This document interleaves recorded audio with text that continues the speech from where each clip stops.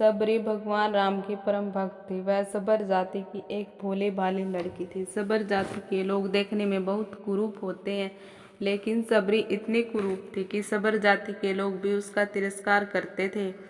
सबरी के माँ बाप को सबरी के विवाह की बहुत चिंता होती थी। वे दिन रात बस इसी चिंता में डूबे रहते थे कि आखिर सबरी के वैवाहिक जीवन का क्या होगा। आखिरकार सबरी के माता पिता को सबर जाति का एक विवाह योग्य लड़का मिल गया। माता पिता के रात्रि में सबरी का विवाह कर उसे रात्रि में ही विदा कर दिया। उन्हें डर था कि कहीं लड़का सबरी को देखकर विवाह के लिए इनकार न कर दे। सबरी अपने पति के साथ रात्रि में ही निकल गई। आगे आगे सबरी का पति चल रहा था और पीछे पीछे सबरी। चलते चलते वे दंडकवन में आ पहुंचे। वहां उन्हें सुबह हो गई। लड़के ने सोचा, देखूं तो सही मेरी स्त्री कैसी दिखती है। लड़के ने पीछे मुड़कर देखा तो सबरी की क्रूरता देखकर वह डर गया। उसे लगा, यह तो कोई राक्षस कुल की ही है जो मुझे यहीं खा जाएगी। यह सोचकर लड़का सबरी को वहीं छोड़कर भाग गया। अब सबरी दंडकवन में अकेली रह गई। वह पीहर से तो आ गई थी, लेकिन अब उसे अपने ससुराल का कोई पता न था। अब सबरी जाए तो कहाँ जाए।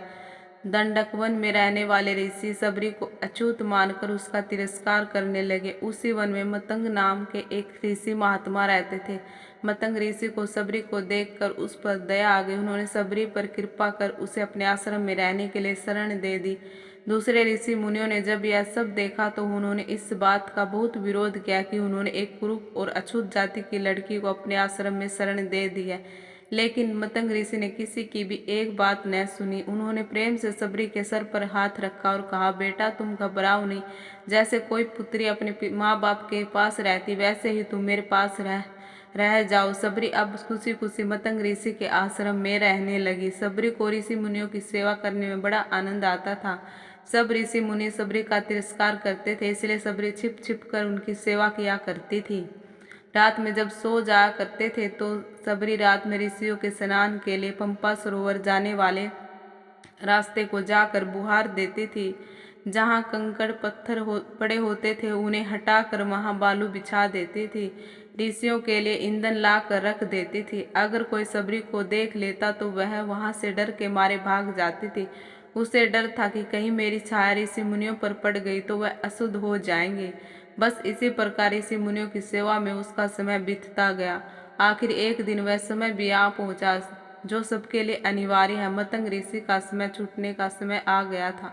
जैसे माँ बाप के मरते समय बालक रोता है, वैसे ही सबरी भी फूट फूट कर रोने लगी थी। पिता रोने के सिवा वह कर भी क्या सकती थी। मतंग ऋषि ने सबरी को अपने पास बुलाया और कहा, बेटा तुम चिंता न करो, एक दिन तुम्हारे पास राम आएंगे। बस इतना कहकर मतंग ऋषि शरीर छोड़कर चले गए। अब सबरी दिन रात भगवान राम की प्रतीक्षा करने लगी। रात में किसी जानवर के चलने से पत्तों की खड़खड़ाहट भी होती तो सबरी बाहर आकर देखने लगी कि कहीं भगवान राम तो नहीं आ गए। वह प्रतिदिन कुटिया के बाहर पुष्प बिछाती और तरह तरह के फल लाकर रख देती। फलों में भी बढ़िया बढ़िया फल राम के लिए चक्कर रख देती थी। फिर राम जी नहीं आते तो अगले दिन फिर नए फल ले आती। राम जी को भोजन कराने का उसके मन में बहुत उत्साह था। प्रतीक्षा करते करते एक दिन सबरी की साधना सफल हुई। मतंग ऋषि के वचन सत्य हुए। भगवान राम सबरी की कुटिया में पधारे। कई बड़े बड़े ऋषि मुनियों ने भगवान राम से उनके आश्रम में चलने के लिए प्रार्थना की, लेकिन भगवान राम केवल सबरी की कुटिया में आए।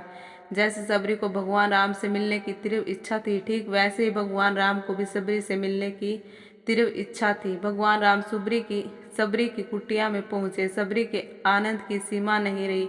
वह भगवान राम के चरणों में लिपट गई। जल लाकर उनसे भगवान के चरण धोए, फिर आसन बिछाकर भगवान को बिठाया। फल लाकर सबरी ने भगवान के सामने रखे और प्रेम पूर्वक उनको खिलाने लगी।